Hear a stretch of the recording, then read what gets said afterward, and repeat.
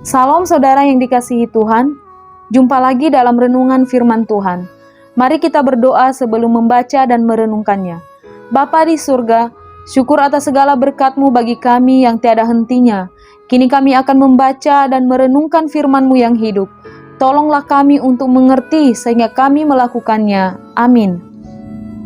Firman Tuhan terambil dari Lukas 12 ayat 15. Berjaga-jagalah dan waspadalah terhadap segala ketamakan, sebab walaupun seorang berlimpah-limpah hartanya, hidupnya tidaklah bergantung pada kekayaan itu. Tema renungan kita, apa yang mengendalikan hidupmu saat ini? Saudara yang dikasihi Tuhan, secara jujur, di dalam diri setiap orang, paling tidak ada satu kekuatan yang dapat mengendalikan kehidupannya. Kekuatan seperti apakah yang dapat mengendalikan hidup saudara saat ini? Apakah saat ini hidup saudara dikendalikan oleh rasa takut karena pandemi COVID-19? Apakah hidup saudara dikendalikan oleh rasa bersalah yang hendak membawa saudara untuk menyembunyikan rasa malu dan bersalahmu sehingga menyiksa dirimu sendiri? Ataukah kemarahan, kebencian, iri hati yang mengendalikan hidup saudara saat ini?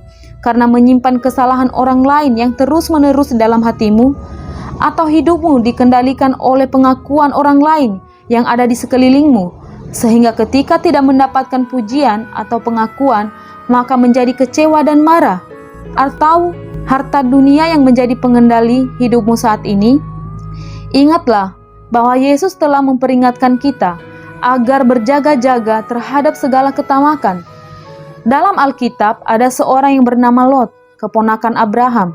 Dalam Kejadian 12 telah menceritakan siapa Abraham. Ia adalah seorang yang sangat dekat dengan Tuhan.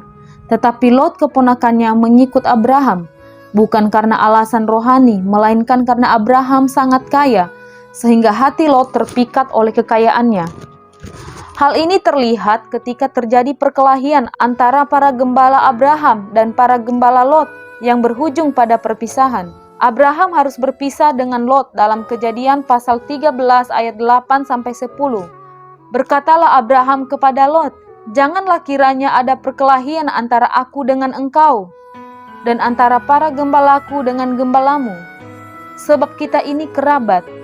Bukankah seluruh negeri ini terbuka untuk engkau?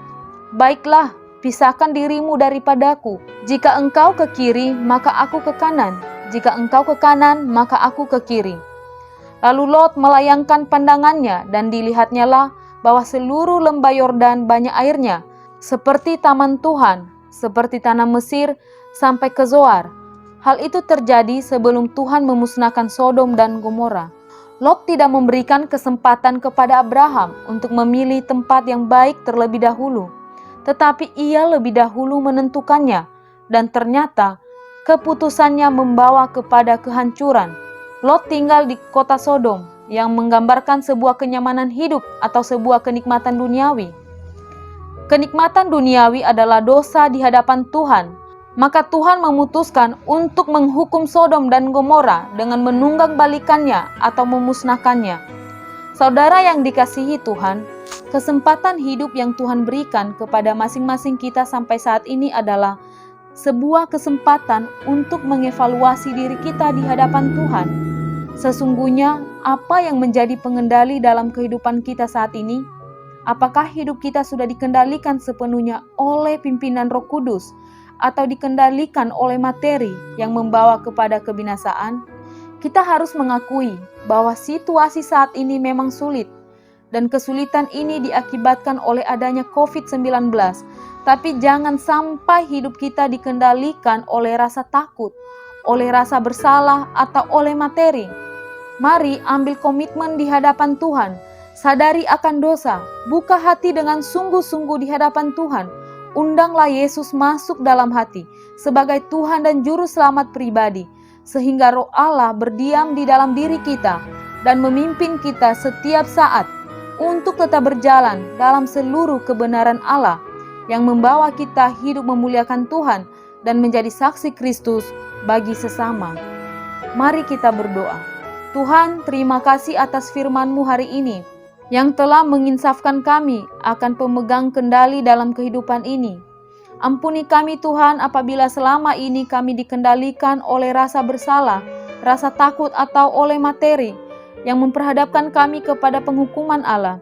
Saat ini ya Tuhan, bawalah kami masuk dalam keintiman dengan-Mu, agar hidup kami terus dipimpin oleh Roh Kudus, sehingga kami kuat menjalani fase kehidupan yang sulit saat ini, dan dapat mempermuliakan Engkau.